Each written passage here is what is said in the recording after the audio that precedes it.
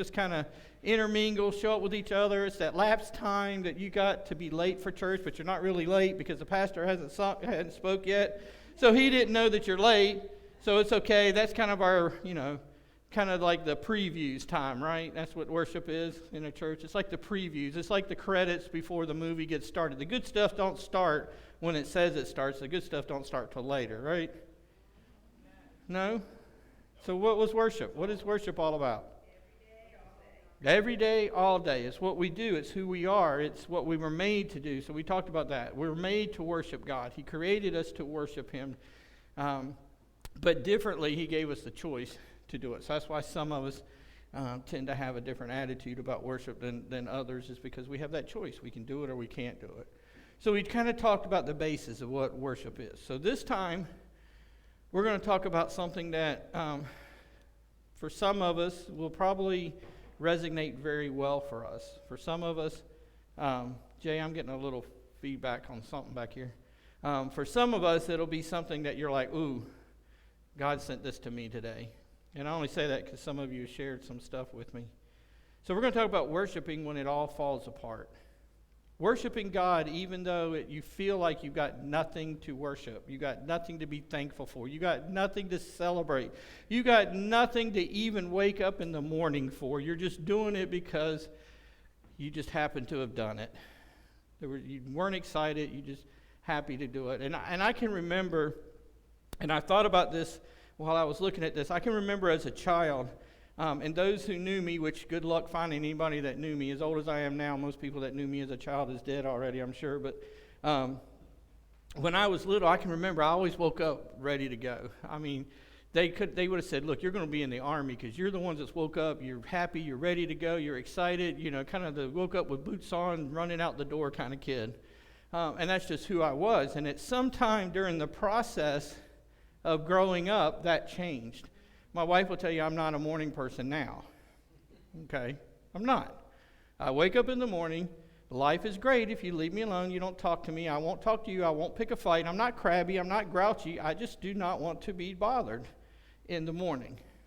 Okay? That's just the way it is. And all my kids, 2 of the 4 are the exact same way. That's how we don't talk. We don't bother you. We don't yell at you. We don't kick things. We just wake up, just let us ghost through until we're awake, and then we'll initiate conversation, and we're fine. The other 2 are the opposite. They're annoying in the morning.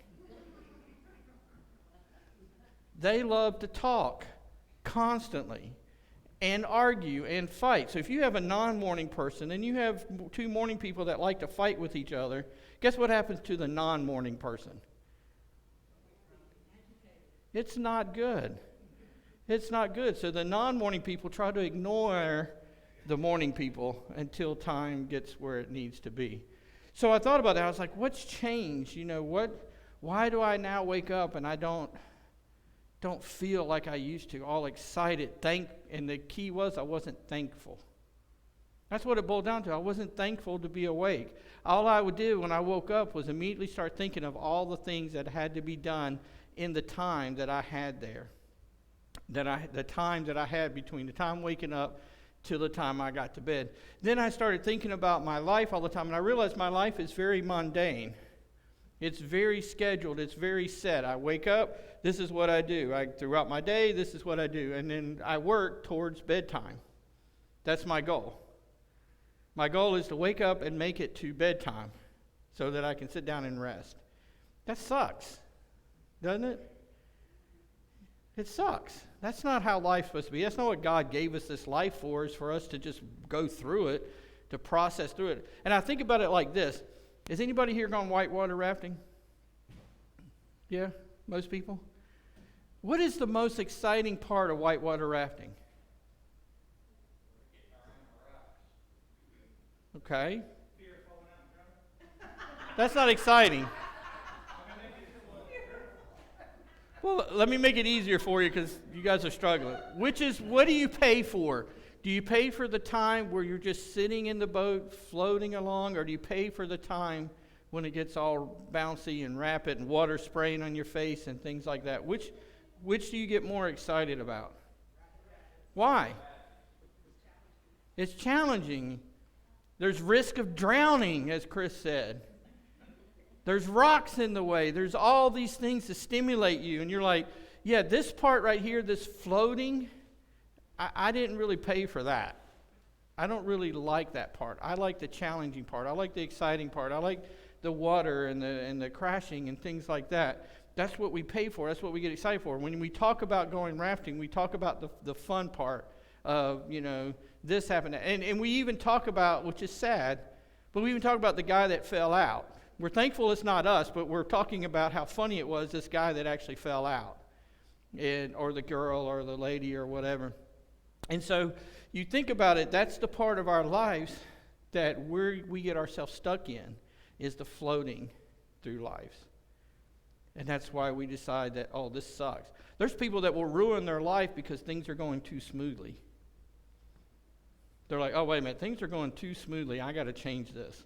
I can't handle this. I got to have some chaos. I got to have those rapids. I got to have rocks in my life. I got to have things like that. And then when those things happen, you know what they do? They do like you do when you hit the rapids. They scream, they cry, they holler, they carry on. Oh, I'm going to die! And then when it's over, you're like, whoo, that was fun. What if we looked at life that way? Instead of going, oh, we're going to die, everything sucks, what if we looked at, oh, you know what? Look at what God did during this trial, during this tribulation, during this problem. Instead of just saying, oh, I'm going to die, and then bored, and then I'm going to die, and then I'm bored, we lose sight of what's really going on. So I want us to look at what are we going to do, or what is life like, and how do we worship when we feel like things are falling apart. Those are the hardest things, I think, about worship, is knowing how to do it. It's easy to worship when life is perfect. It's easy to worship God. It's easy to celebrate the things when God gives you something. But it's a lot harder to do it when things are going the wrong way. We've been looking at Romans 12, verse 1. It says, therefore I urge you, brothers and sisters, in view of God's mercy, to offer your bodies a living sacrifice, holy and pleasing to God. This is your true and proper worship. We looked at the Message paraphrase. It says, take every day, your ordinary life, your sleeping, eating, going to work, and walking around life, and place it before God as an offering. That was in the Message paraphrase. So we're going to focus today on God's mercy. Okay? Because you see what it says, therefore I urge you, brothers and sisters, in view of what? View of what? Whose mercy? Okay, it's important that you understand that. In purpose of God's mercy. So we're going to focus on God's mercy. So we talked about what is worship. Worship is living my life in response to who God is and what He has done for me. So we're going to go back into some of the Old Testament stories. We all like to talk about David, especially when he killed the Goliath, the giant. We like talking about David. When we talk about, how sin is okay because, David committed adultery and then he committed murder and God still loved him, so that means sin's okay. So we like to talk about David. But one of the things that I like about David and a lot of people like about David is David was ordinarily like you and me. He made mistakes, but David really did know how to repent. That's the one thing I can say about David. He knew how to repent. He knew what being broken down meant. He knew what needing God meant. He knew how admitting to God what he had done. He knew what relying on God looked like. But David also knew how to sin and make a big old mess. Okay? So in 1 Samuel chapters 21 and 24, it actually starts a little bit further, but we're going to pick up where David has found out that Saul wants to kill him.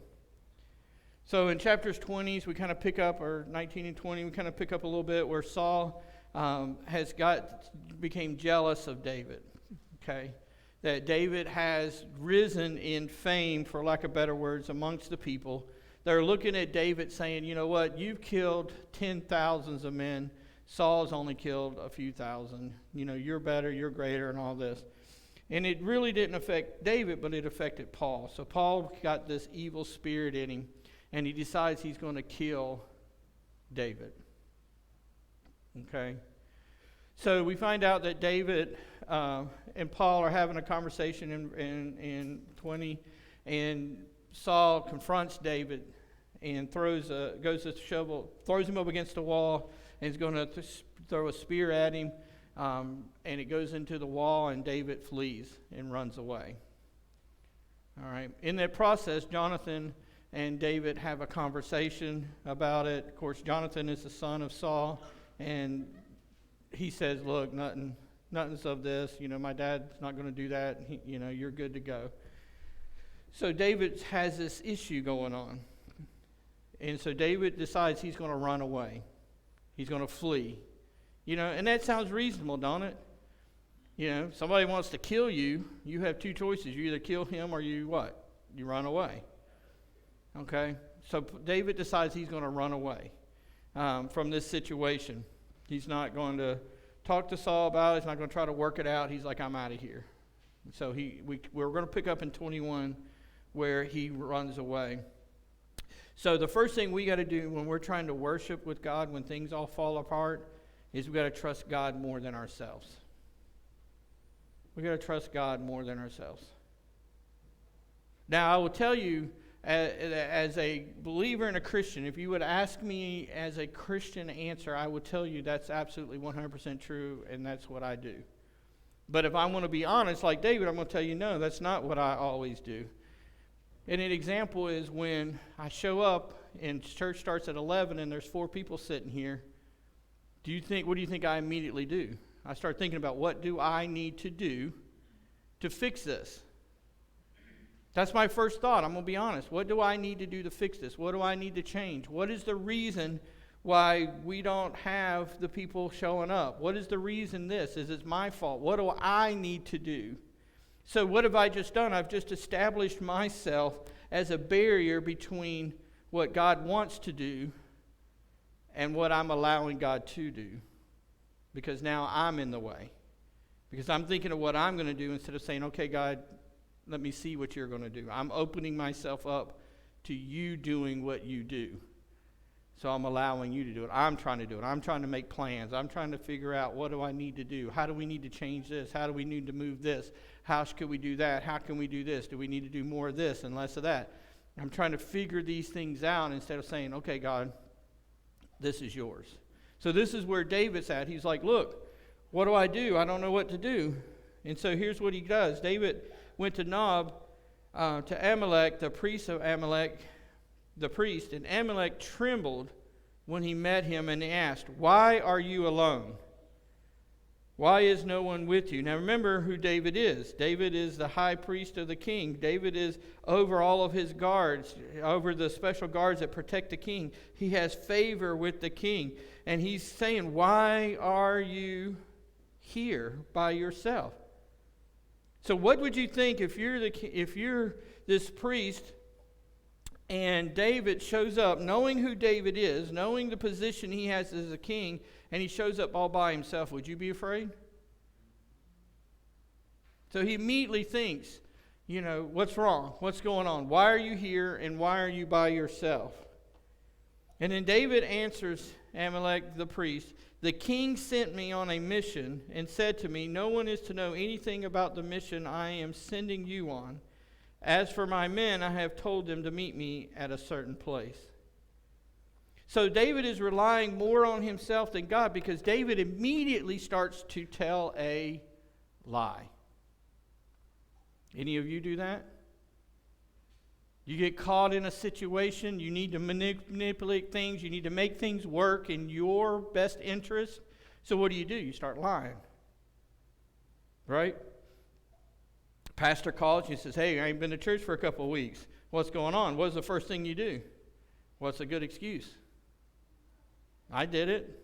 Oh, I had to work. Well, my kid's sick. Oh, well, this is going on. Oh, well, my bike's broke down. Sean, don't you have 5 motorcycles?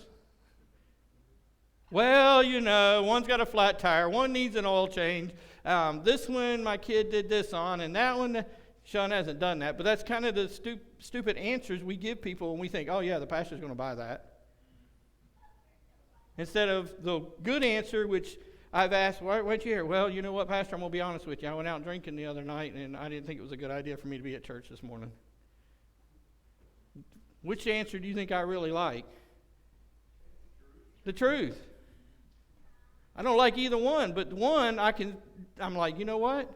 There's respect right there. I can respect that because he told me the truth. I can work with that. I can pray for that. This one, I just got to pray that God convicted them for lying and then gets them back into church. Now, I'm not saying every time someone says they got to work, it's a lie, but when it keeps happening and happening and happening, you're like, okay, what's going on? But when you find yourself in circumstances that are not where you want to be, the first thing we do to cover those up instead of relying on God, the first thing we do is we start lying.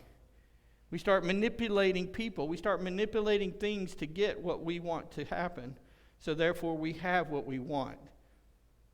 Am I the only one that does that?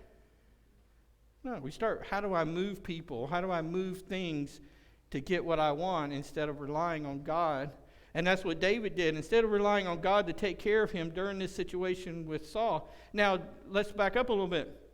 Based on what you know about David, did David not have every reason to realize that God would take care of this situation? I mean, you remember David was a little shepherd boy. He killed many of animals, bears and lions and coyotes and you name it, with a slingshot to protect his sheep. As a young boy, 12, 14 years old, he came down and he said, hey, what's going on? Because he was taking food to his brothers who were soldiers and said, what's going on? He said, they're attacking us and this big giant and everybody's afraid and nobody wants to fight him. And he prayed about it and he said, I'll do it. They're like, okay, here's all the king's armor, here's a sword. And he's like, no, that's too heavy, I can't carry this. All I need is my slingshot and 5 stones. Why? Because he relied on God. He walks up there, looks at that guy right in the face and goes, boop, and he falls down dead. So he had every reason to think that God had delivered him from all those things, taught him all those things, put him where he's at, that God was going to still take care of him. I venture to say that you're in the same boat. That if you stop for a minute in the middle of your circumstances and you sit there and start thinking back, you'll realize this is stupid that I'm where I'm at today. Simply because I know God has done this, this, and this. Why am I worried about this? Why am I worried about this? And that's where David is. David knew all these things, and here he was going, I'm scared. I don't know what to do, so I'll go here and I'll tell a lie. I'll tell a lie. He was trusting himself more than he was God. Now let me tell you a little bit what happened to Amalek. Because what we find out late in a minute what happened to Amalek, or what he did, Saul killed him, his family, and the entire village. That's in chapter 22, verse 13 through 19. So I'm telling you this because I want you to realize that when you start manipulating people to do the things that you're not trusting in God for, they become accountable for that lie too. And things can happen. You get them caught up in the stuff that you're now caught up in. Now, I'm sure you're thinking, well, I haven't had anybody killed, but I almost venture to say you can relate to someone that you have used to twist and turn to help you get what you need instead of relying on God, that had to suffer consequences because of your actions. I know I can. See, David twisted his trust from God to himself. Look over with me in Proverbs chapter 3.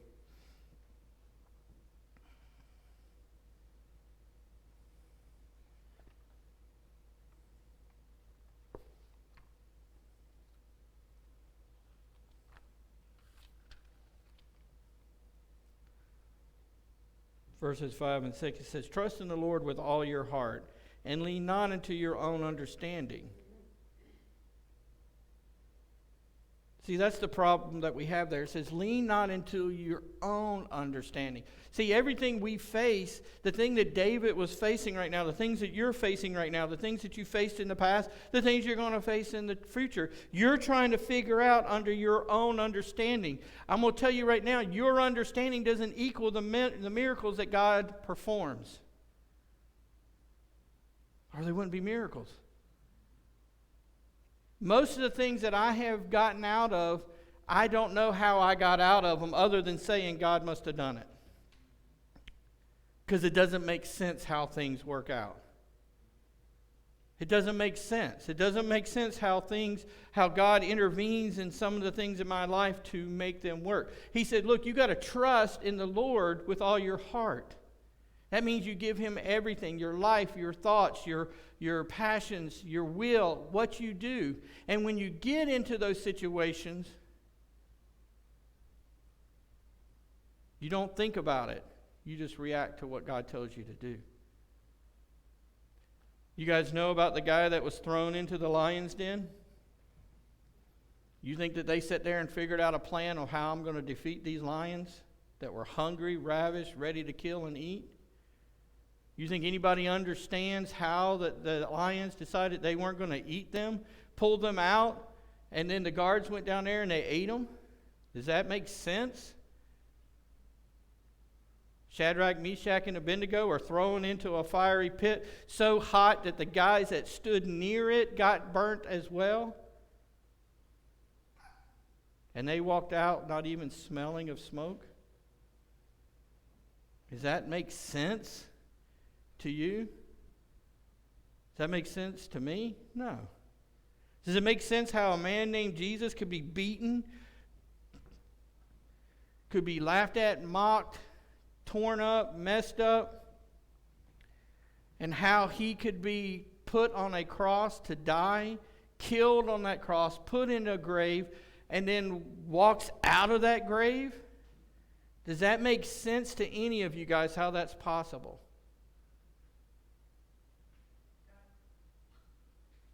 Doesn't make sense. Does it make sense how God looks at you, knowing your past, your present, and your future, and says, look, I love you enough, I did that for you. And you know what? I want to spend eternity with you. Not I want to spend the rest of my life with you as we tell each other that we're in love with. But that's what God says. I want to spend eternity with you. I want to spend more than 70 years with you, 80 years, 90 years, 100 years. I want to spend eternity with you because I love you that much. Does that make sense? No. But we rely on that. We call ourselves Christians because we're going to heaven instead of hell. We're leaning onto something that doesn't make sense to us. We're leaning on the faith and the trust and the belief of something that we cannot explain. But yet when we have a small problem, compared to everything else, this problem that David is having right now is a small problem. Now you're thinking, well, they want to kill him. Well, what does it say? To be separated from the body is to be what? Present with the Lord. This was a small problem. Dying is a small problem.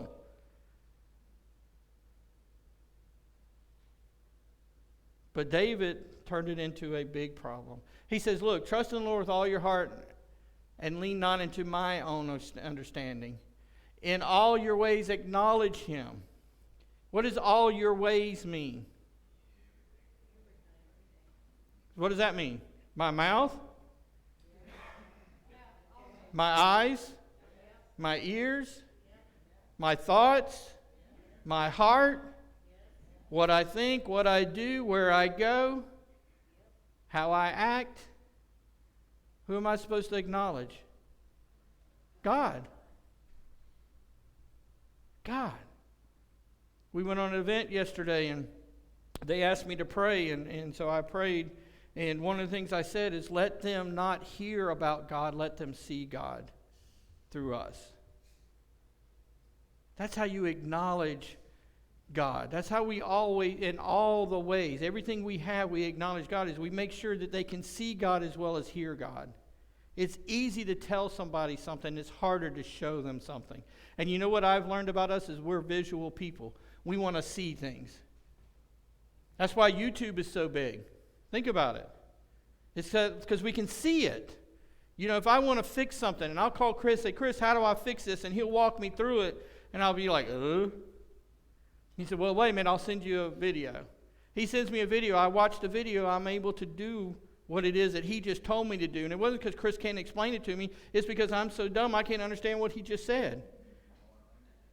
It's English, but I don't understand it. But I can watch it, and therefore I can understand what I do. When you're trying to profess Christ, when you're trying to show Christ with people, they don't hear what you're saying. They see what you're doing. Then they can hear what you're saying. So if you're in all your ways acknowledging Him and everything you do, you're acknowledging Christ as the most important person. If you're acknowledging God as the most important person, if you're showing that you trust Him in everything you do, then it says He will make your path straight. Think about it, guys. How can your path not be straight if it's the path that God paved for you? Most of us have kids or someone we love. Do you ever purposely put things in their way to hurt them? Maybe when you're mad, but in a general rule. And even when you're mad, you don't put them there to hurt them. You put them there to correct them, to get them back on the right path. That's your goal. Your goal for someone you love is to keep them on the right path, to have them to be happy, successful, and to do well in life. That's your goal. Whether it's your child, whether it's an employee that works for you, whether it's your spouse, no matter who it is, if it's someone you care about, your goal is to make things do well for them. And if you have to discipline them, you discipline them for that reason, is to get them off of this track and get them back on that track. Right? And this says, look, if I in everything I do acknowledge God, meaning everything I do is to focus on God instead of myself. I put myself aside. Matter of fact, the Bible is very clear. It says, look, in order to be my disciples, there's 3 things you have to do. The very first thing is the hardest thing to do, and that's why it's put first. I got to deny me. The first thing he says, in order to be my disciples, you got to deny yourself. Take up your cross and follow me. You can't pick up the cross and you can't follow Christ until you deny yourself. Denying me means I trust in you. I trust you with everything, in all your ways, in everything I have, everything I am, everything I want to be. It's going to be acknowledging it came from, it is because of, and it's going to be for Christ. And I can't say that again. But that's who it's for. That's what our goal should be, in all ways acknowledging Him. And David lost that. Just like you, just like me. He lost that understanding. He forgot. There was a circumstance, and he forgot to be lifting up God. He forgot how to celebrate God. He forgot how to worship God. He forgot how to remind himself of who God was. Instead, he was like, I'll take care of this. And this is how I'll do it.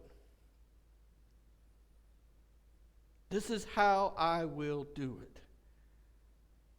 And as a result, somebody got hurt. As a result, someone got hurt. So the first thing we got to do is trust God more than myself. I got to put myself aside. I got to put my understanding aside. I got to put my thought process aside, and I got to rely on God to take care of the problem. In that process of relying on God to take care of a problem, you will naturally begin to worship God. Tell me what, guys, especially moms out here, if you got a kid that has a problem and they come to you, does that not make you feel important, needed, loved, cherished? How do you think it makes God feel? He put those feelings in you. How do you think it makes God feel when you come to Him and you're crying and you say, I can't do this on my own anymore. I need you, and I trust you. How do you think He feels? How do you think He feels? How do you think He feels when you won't listen and you go do it the other way, just like you feel when you tell your kid over and over and over and they won't listen and they go do it the other way? The brokenness, the tears, the feeling of, what do I need to do? How do I get them back on the right track? They won't listen to me. You don't think God feels that way for you? I can tell you, I personally believe He did, because He did it to prove it by sending His Son to die for you. So He proved that He's heartbroken when you have sin in your life. He's heartbroken when you make the decisions that are going to lead you onto the right path. He's heartbroken when things do not get done the way He had them for you to do, which was the straight and narrow path to get you where you need to go. The second thing we have to do, and I alluded to it earlier, is we got to remember what God has already done. We have to remember what God has already done. Look at 1 Samuel chapter 21, verses 8 and 9. This priest is a good friend. I don't know if he meant to throw this in there to mean what it meant, or if God wanted him to say this so that we could pull from it today. But listen to what he said. It said, David asked Amalek, "Do you have a spear or a sword here?" Now you remember, he's at the, for lack of better words, he's at the church. If you guys walked in here and asked me if we had guns stored somewhere, wouldn't you be surprised if I said, "Yeah, right over here, we got a whole bunch of them"? You know, matter of fact, we got a closet full. You got $50, I'll give you a gun. You know, it would be that same weirdness to expect that. And he says, "Do you have a spear or a sword here?" And he says, "I haven't brought my sword or any other weapon because the king's mission was urgent." So again, David's back to his lying. The priest replied, "The sword of Goliath the Philistine, who you killed in the valley of Elah, is here. It is wrapped in a cloth behind the ephod. If you want it, take it. There is no other sword here but that alone." And David said, "There is none like it. Give it to me." So right there, the priest, whether he did it on purpose, he reminded David. There was a cue. There was God showing him, look at what God did for you already once. Because you know who that sword belonged to? The giant that he killed as a kid with a slingshot. That's who that sword belonged to. That was very significant for God to remind him through the Amalek that, hey, look at what I already did. What's wrong with you? He got a cue to stop everything, to stop the lying. It was right there. There's the sword. There's the sword right there.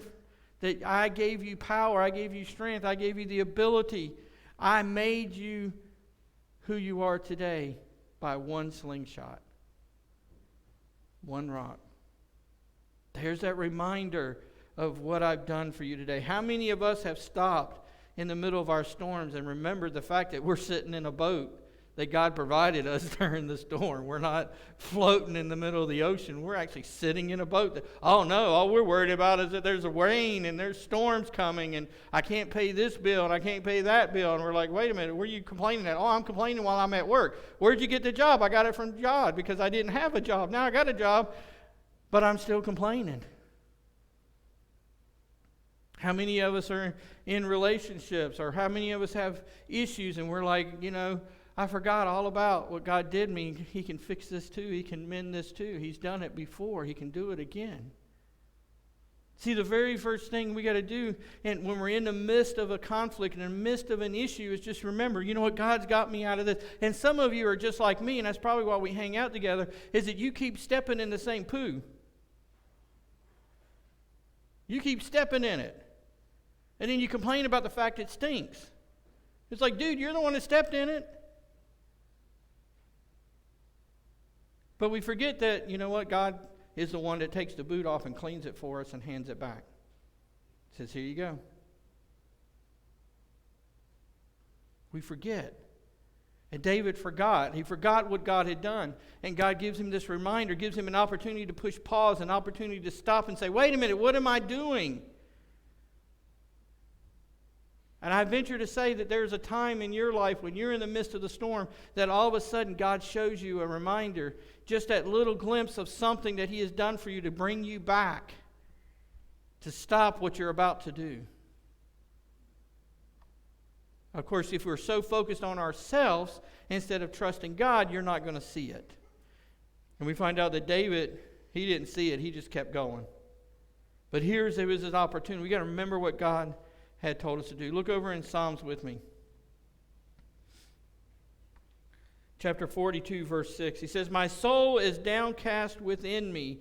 Therefore I will remember you from the land of the Jordan, the heights of Hermon, from Mount Mizar."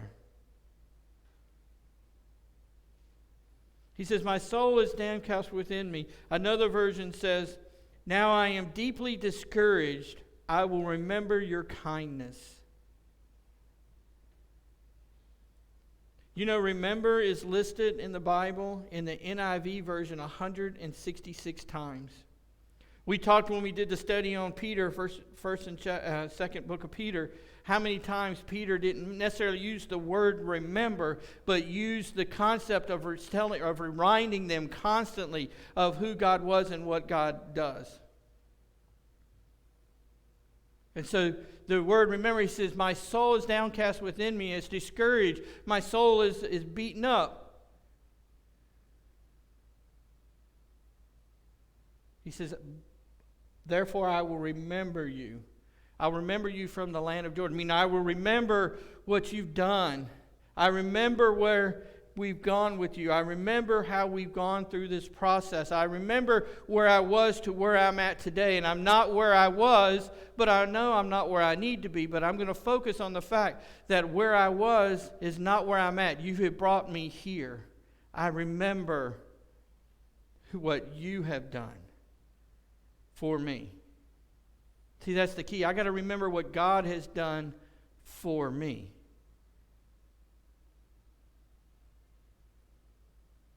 How many of us can say that I remember what God has done for me? We forget during the times of trouble. We forget during the time of tribulation. We forget what God. Instead, we remember to whine and complain and carry on and feel like God has forsaken me. There is no God. There's people out there right now that are angry with God because of the circumstance they're in right now, simply because they forgot where God had brought them to get to where they're at, and that if they rely on God and they trust on God, God will get them out of where they're at now, just like He did in the very beginning.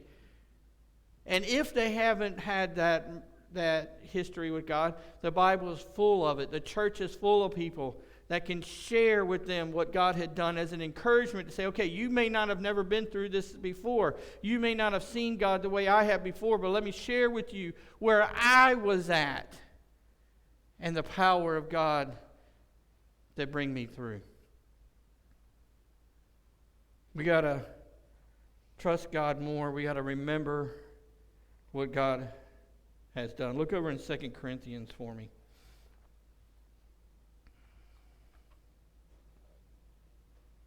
Chapter 5, verse 21. He says, "God made him who had no sin to be sin for us, so that in him we might become the righteousness of God."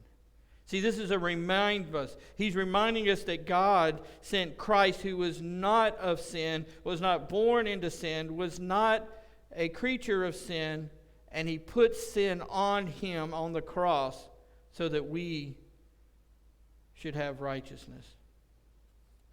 Another version says, "For God made Christ, who never sinned, to be the offering for our sin, so that we could be made right with God through Christ." See, again, it's a matter of remembering what God has done for us. Remembering what God has done for us. We trust God more than ourselves. We've got to remember what God has done. And then the third thing, we've got to trust truth more than circumstances. Trust truth more than circumstances. Look over in 1 Samuel chapter 24, verse 6. He says, "He said to his men, 'The Lord forbid that I should do such a thing to my master.'" And let me tell you what he's talking about. David has finally gone back. He started to collect an army. So now he has an army. And they're telling him, hey, you know what? He started working as a mercenary, making money now, and of course getting more fame. and Saul is chasing him, and he's hiding in a cave. And Saul's walking around, and Saul decides he's got to go to the bathroom. So he goes to the bathroom, and guess where he goes to the bathroom at? All alone. Anybody want to guess? Chris says, I ain't guessing. I know the answer. Right in front of the cave. Right there. Right in front of David. And the men are like, there's your chance. You can kill Saul. This will all be over. There's David's chance. He could end this whole thing right there. One sword, one plunge, one beheaded. We're done. No more running. No more anything. I'd have victory right this moment. Now, for all of us, we're saying, well, why wouldn't he do that? Right? Anybody thinking that? I mean, honestly. That sounds like a good deal, right? Your problem solved. What was the first thing we got to do? Trust God more than ourselves. So here's David coming up with a little bit of wisdom. He said to them, the Lord forbid that I should do such a thing to my master. The Lord's anointed, or lay my hands on him, for he is anointed of the Lord. His fear wasn't as much on Saul. His fear now was on who? On God. God told me I can't do this. God told me I can't do that to him because he's been anointed. God placed him there. And what God replaced, in David's mind, who's got to remove him? God. So all of a sudden, David's wised up. He says, I know the truth. The truth is that now God will take care of this. I can't take care of it. I can't take care of it. I can't do that. I know he was anointed by God. I wasn't anointed to be king. He's anointed to be king. Now we know later that David was anointed to be king. He was become king, but it wasn't his time. It was Saul's. And he relied on God to take care of that. That we got to trust the truth of who God is. We got to trust the truth of what's going on in our worship more than we do the circumstances that we're in. Look over in Hebrews chapter 13, verse 5.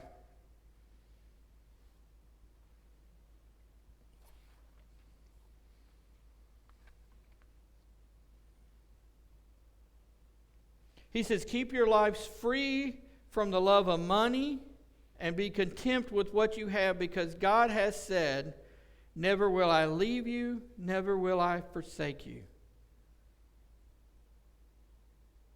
See, no matter what your circumstances are, if you hold on to that truth that God says, I will never leave you nor forsake you, what do you have to worry about? That late notice that you got?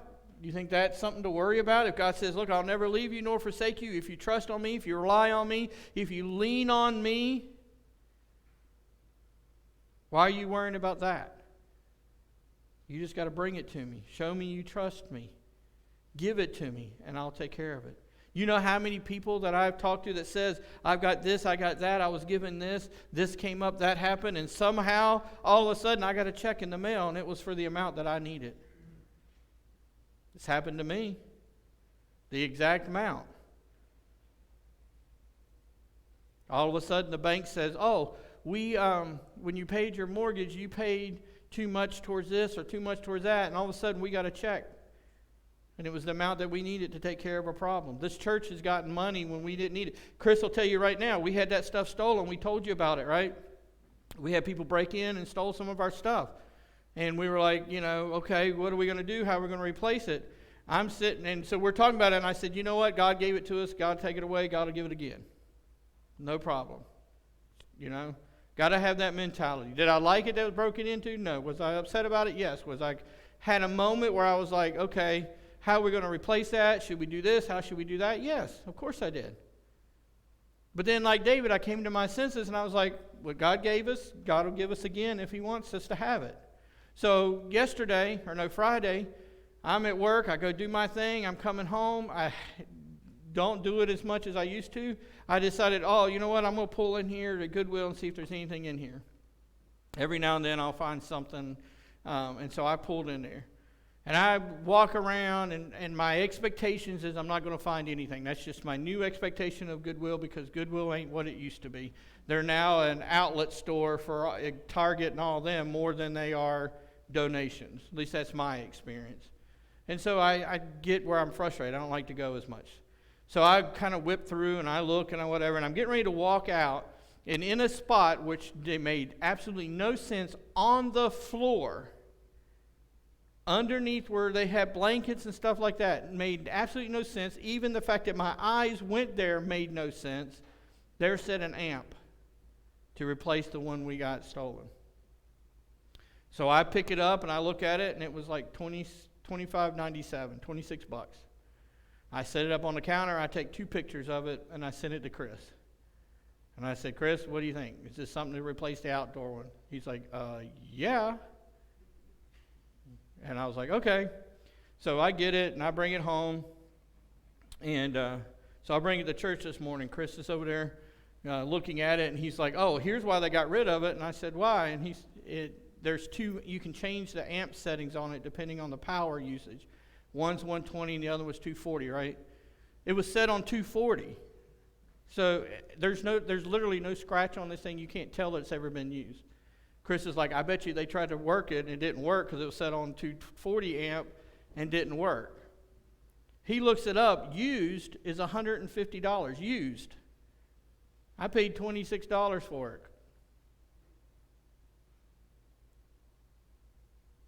So my point is, I could either spend $150 stressing out trying to take care of getting a new amp on my own, or I could wait for God to take care of it.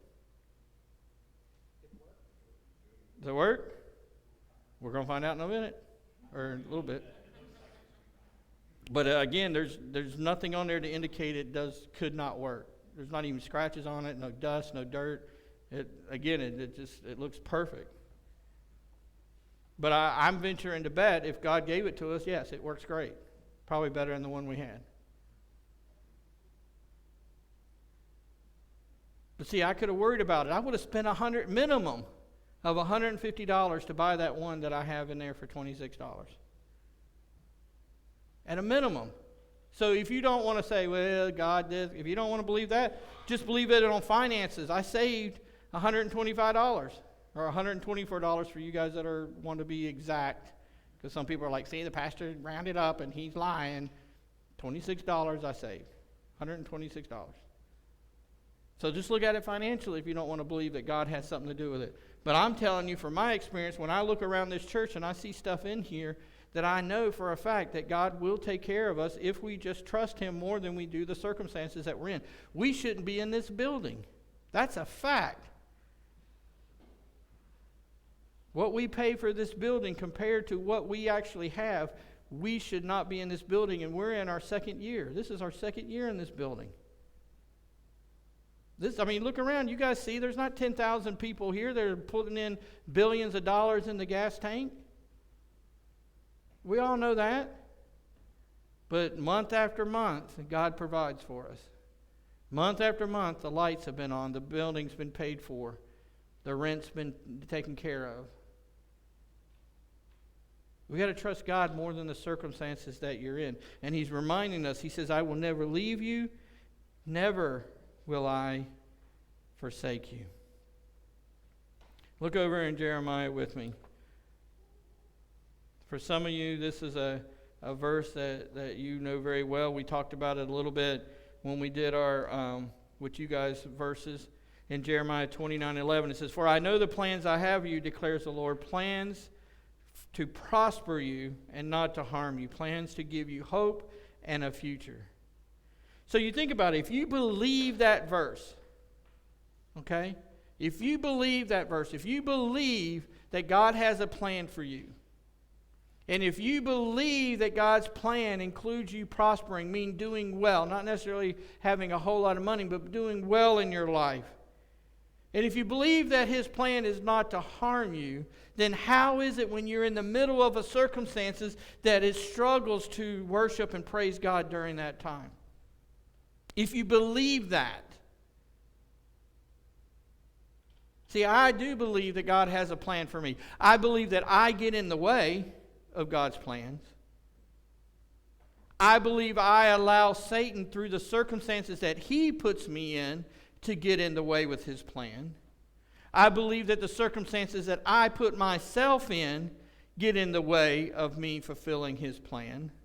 But I truly do believe that God has a plan for me. And I think his plan, just like I have plans for my kids, just like you have plans for your kids, are for them to succeed and do well in adulthood. And my plans do not include hurting them. My plans do not include having things go bad for them. My plan does not include them suffering.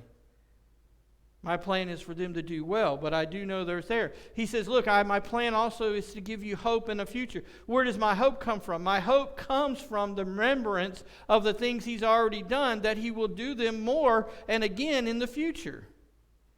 That's the reality. That's where my hope comes from, is remembering. This is what God did for me. This is what God did for Chris. This is what God did for Sean. This is what God did for David. This is what God did for Moses. This is what God did for the Israelites. This is what God did for the whole world. So surely he's going to continue to do it for me. That's where my hope comes from. I have the past to give me hope for the future of what God has done, not what I've done. See, what we like to do is we want to hold on to what we've done, and that distorts the hope of what God has done. Do you hear me? We want to hold on to what we have done, which distorts the hope of what God has done for us already.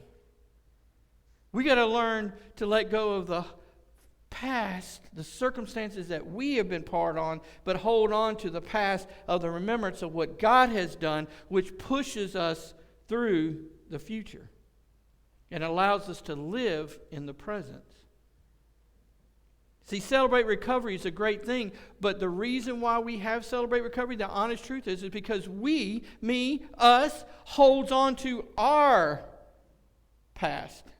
Hold on to what we have done. And all we do in Celebrate Recovery is help you decide to let it go. And then we give you hope because we remind you who's the person that could take it away from you. And why are we able to do that? Because we're able to remind you of what he's done, not only for people of the Bible, but us that are sitting there, those that come to give their testimony and talk about it, and those that are in the process of moving forward because they were able to let go of something else. See, we got to hold on to that. We got to hold on to remembering God has a plan for me, and his plan doesn't include me hitting the potholes. His plan doesn't include me stepping in the poop. That's me. That's my doing. His plan is for me to do well, and I need to focus on his plan, and I got to get back on track, and the best way to get back on track is remembering him. God, I know that you didn't plan this. I know this is not your work, but I know this is where I'm at, and I'm asking you to get me back where I need to go. And I'm going to celebrate you because as of this day, I know this is going to happen. There's a wonderful story of one of my favorite characters, probably because of his name, but his name is Jehoshaphat. We know him as Japhat. And Japhat's a great guy, but he's ruler right now, and during this time, they've got these guys, these countries that have joined together, and they're going to overturn and take over and kill the Israelites. And Japhat, of course, what would you think? If you knew 4 countries were coming together, right now we're worrying about China, or we're worrying about this. Let's say China, Russia, and Iraq and Iran, we know they're coming to attack the United States right now. We know. It's not a matter of doubt. We know they're coming. What do you think the first thing our leaders would do? They would call their generals. Right? They call the people of the Pentagon. Well, he doesn't do that. He calls the religious leaders and he says, come here. We need to pray. We need to find out what's going on. He doesn't talk to his military leaders. He gets them together. They start talking. They start praying. Then he calls for the whole country to go on a fast. And he says, we remember what you have done.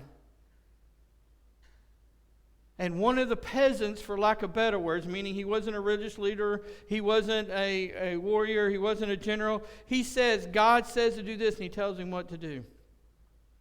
So he gets up the next morning, takes an army, and they march towards the 4 countries that are coming to slaughter them. Now, for those that have been in the military or those that have watched military shows or whatever, when you go to engage into battle, there's usually a group you send in front of you, right?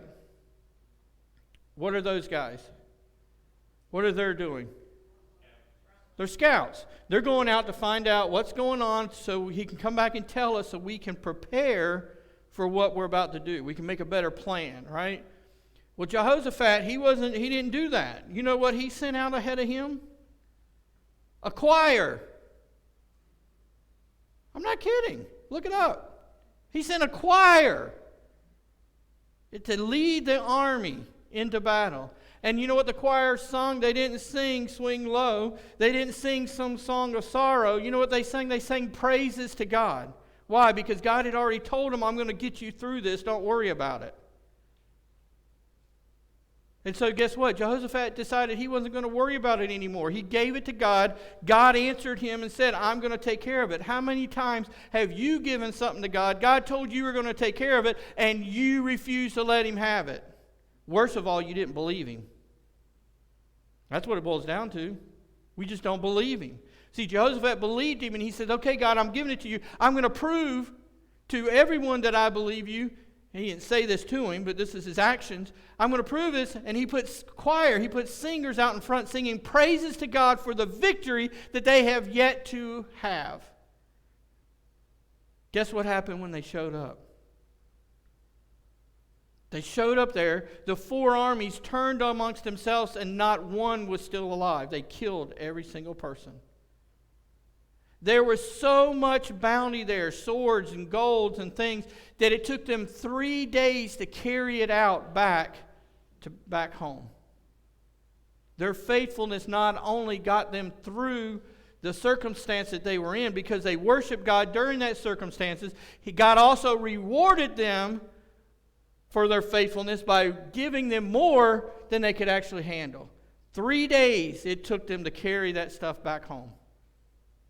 Now, I think if you really dug down deep and you put yourself aside for a moment, you can remember a time that not only did God get you out of that battle that you thought there was no way out of, that he also rewarded you for your faithfulness beyond getting you just out of that battle. See, they got to trust the truth. The truth is that God can handle any situation. The truth is that God has a plan, and he didn't have a plan that day for them to die. There's a show that Seth watched, and I can't think of the name of it, and if he was here, he would tell me. But there was a guy who swore up and down he knew what day he was going to die. And he knew how he was going to die. And so he wouldn't fight it. So one of the scenes is he goes out and he says, I had a vision, and I'm going to die of arrows today. Today I'm going to die, and today it's going to be of many arrows. So, of course, they go into battle, and they start shooting the arrows. He walks out into the middle of the field and does this, because he knows he's going to die. And guess what happened? There's a perfect silhouette of arrows all the way around him, but not a one of them touched him. And he goes, oh, I guess I was wrong. See, God had a plan for him that it wasn't to die today, and he was going to interfere with God's plan. And God's like, go ahead.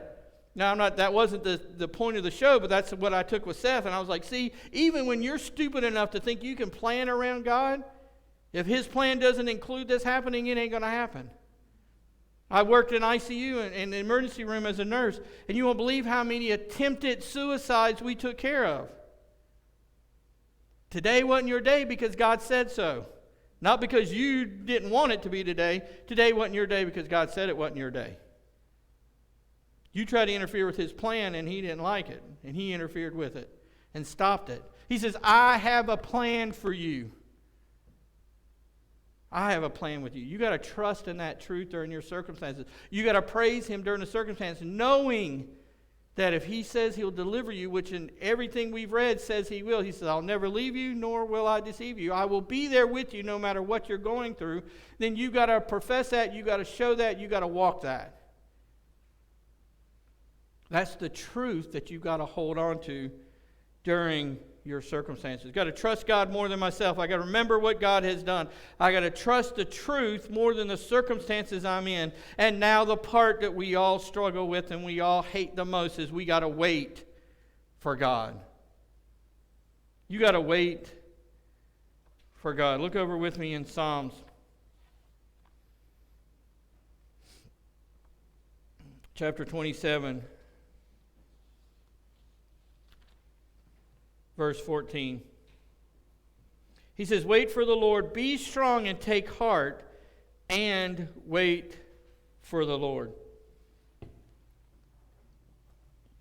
Isn't it interesting how we know so much about David and what he's done, that David took the time to say, wait for the Lord, not once but twice in the same sentence? He says, wait for the Lord, be strong and take heart, and wait for the Lord. He makes it sound like we got to doubly wait. Like it's the most important thing that we got to do is to wait for the Lord to do what He's going to do. How do we do that? We got to remove ourselves. We got to trust God more than myself. That's called waiting. Isn't it? That's what waiting is trusting whatever is going to come. When you wait for something, you're trusting that your time will come. You're trusting that this event. If I'm standing in line, if some Crystal calls me, what are you doing? I'm waiting in line. What does that mean? I know that my time is eventually going to come. That's why I'm waiting. Otherwise, I wouldn't be waiting, right? I'd already be done. You got to wait for the Lord, meaning I have trust, I have belief in the fact that my time's going to come. That when it's the perfect time for God, He's going to intervene in this circumstance. He is going to fix it. He will take care of it. He will remove the thorn. He will fix what's going on when it is the appointed time. But I have to do the hard part and wait. See, David had to wait. He was not to be king yet. No matter what he thought, no matter what his buddies thought, no matter what the people around him thought of him, it was not his time to be king. And he realized that when that king was standing there in sword's length, when he could kill him right then, he realized, it's not my time. He realized, I'm more afraid of God than I am dying. We got to wait on God. Look over with me in 1 Peter chapter 5.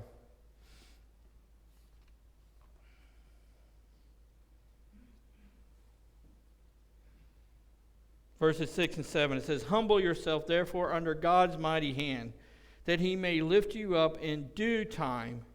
Cast all your anxiety on Him because He cares for you.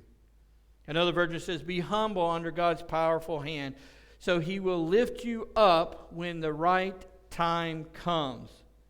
Give all your worries to Him because He cares about you.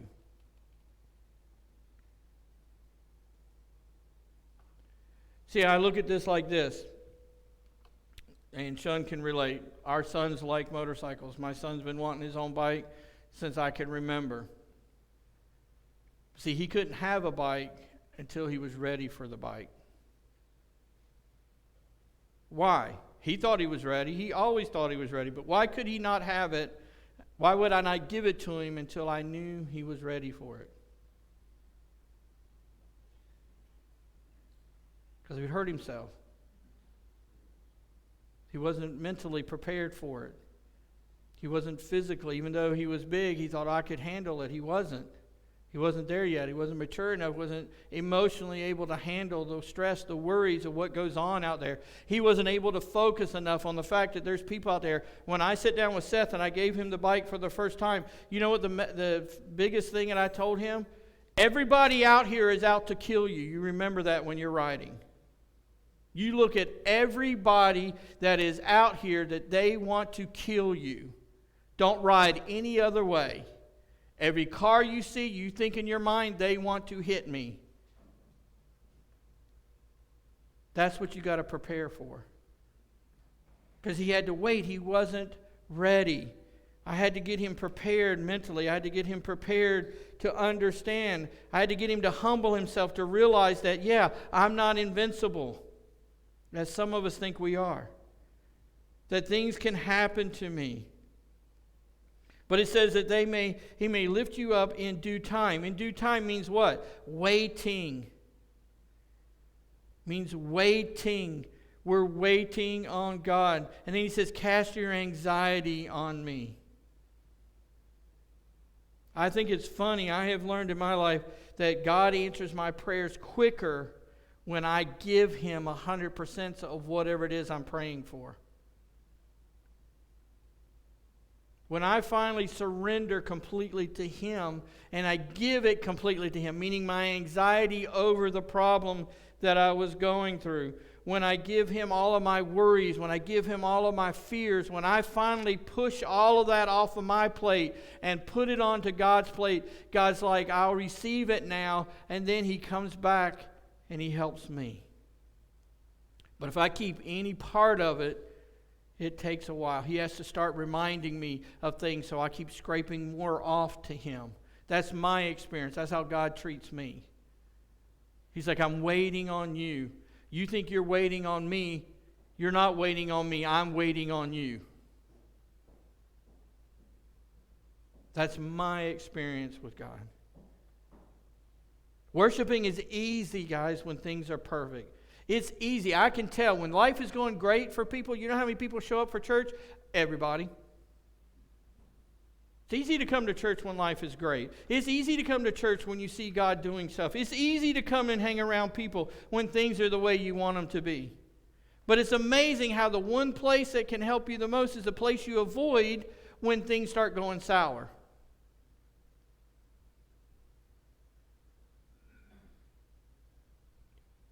And God says, I need you to trust me.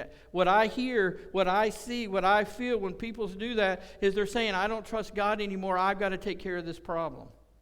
I got to fix this on my own.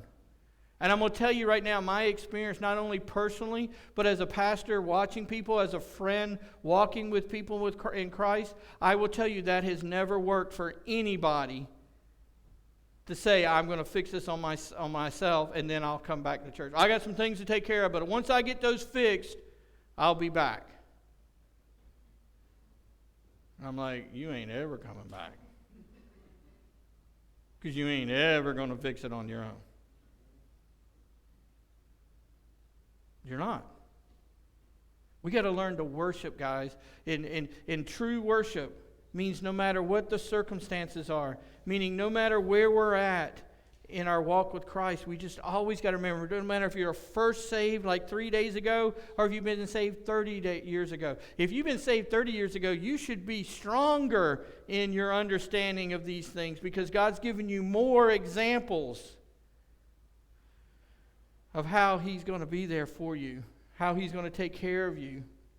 And we should be able to be happier to worship him. We should be able to share that with people. That's the thing about self-recovery. It's not people like to talk about the things that they've done wrong. They like to talk about the things that God has done because of the things they've done wrong. Now people, I don't want to come into study recovery because all they do is talk about their problems. You're not listening because they're not talking about their problems. They're giving you the history so you can understand what God has done because of their problems. You're not listening. See, if you listen, you hear that.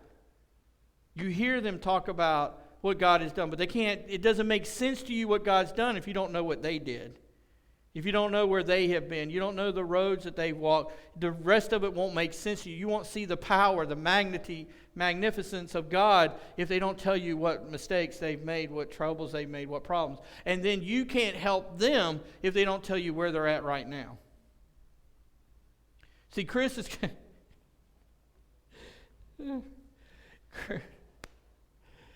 So Chris decides he wants a road name.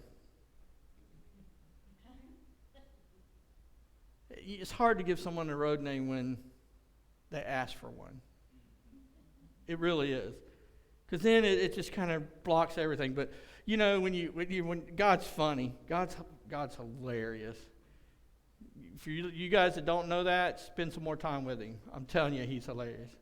So this had nothing to do with where I'm going, but I got to stop because God just said, hey. Because Chris has a saying, and I struggled with trying to figure out a road name. Shun threw one out, and I was like, I didn't comment because I was like, I'm not going to take it away, but I was like, I got to find, it's got to work. But see, Shun's got Chris has got a saying, and some of you won't know this saying, but Chris says this every single Wednesday. And I just thought about it. I was like, this is Chris's road name. Now he ain't gonna like it. I'm gonna tell you right now. He's gonna be like, I don't like this, but it's what Chris says. Chris has this saying at every CR, and it's appropriate saying, and it does kind of go with what I'm talking about. He says that our lives is like an onion. And you have to peel back the onions to keep getting to the center of what the problem is. So we deal with the little problems on the outside of the onion, and we think, okay, I've dealt with something, and then we realize there's another layer that we got to deal with. And then we start dealing with that layer, and we peel that back, and we keep going. And God just gave it to him, and he's like, where have everybody heard that from? Shrek! Shrek! Now, people are going to say, well, you're just saying that, Chris, because of the way he looks. No, Chris ain't as ugly as a Shrek. But I'm like, he's Shrek. Because that's what he says. He says that all the time. Life is like an onion. You keep peeling it back. And we know that, and everybody knows. What's the famous saying of Shrek? He sits there and talks to the donkey. And sometimes, Chris, I know he won't say this, but sometimes he thinks you guys are another name for donkeys when he's talking to you. He ain't going to tell you that.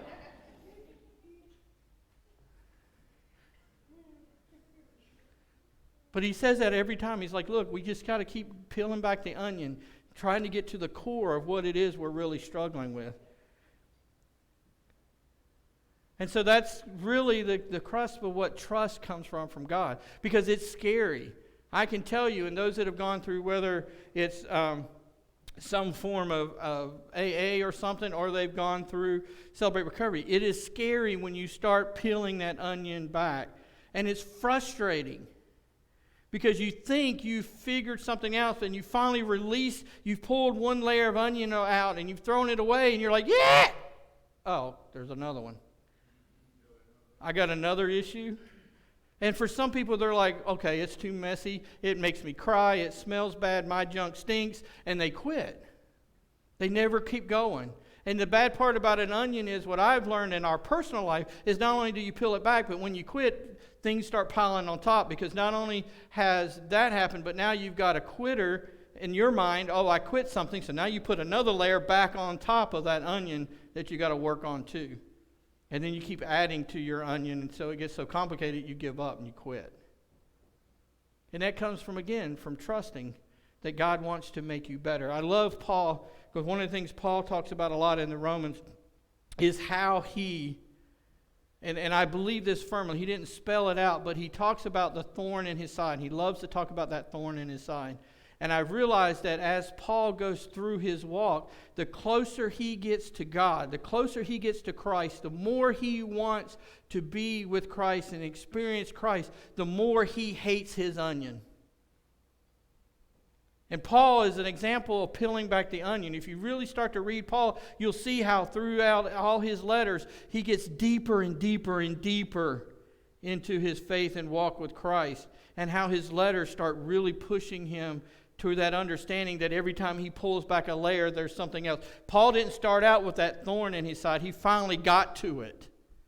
It took him a while to get to it, to find out where it is. That's my belief. He doesn't spell it out, but if you read through his letters, it takes him a minute to get to it, and then finally he hits it. Here's my problem. I'm at the center of my onion, which means I'm finally so close to God that He's taken care of all this other stuff, that He's peeled it back, and here's what it is. And he talks about it. He's like, look, the things I don't want to do, I do because of sin in my life, because of this is who I am. I have sinned just like you.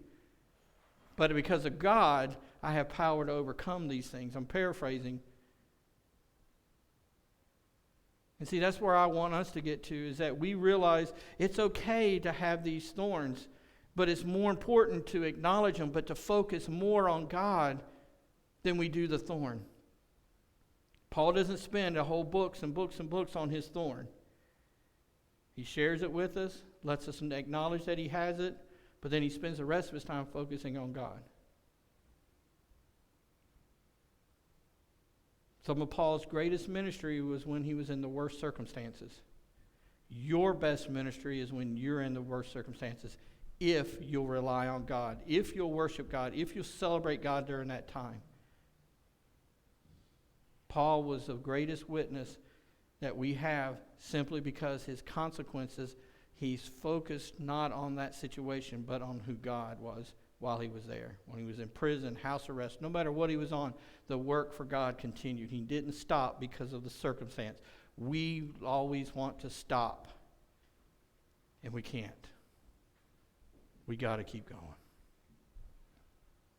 So my question to you is, if you have a circumstance right now, if you got a problem you're going through right now, is today the day that you're willing to give that to God and say, today is the day I'm celebrating, I'm remembering what you've done for me already, and I'm surrendering this circumstance to you, I'm surrendering this pain, I'm surrendering this issue to you, because I know as of today, when it's your time, you will deliver me out of this, but not until, and I'm okay with that.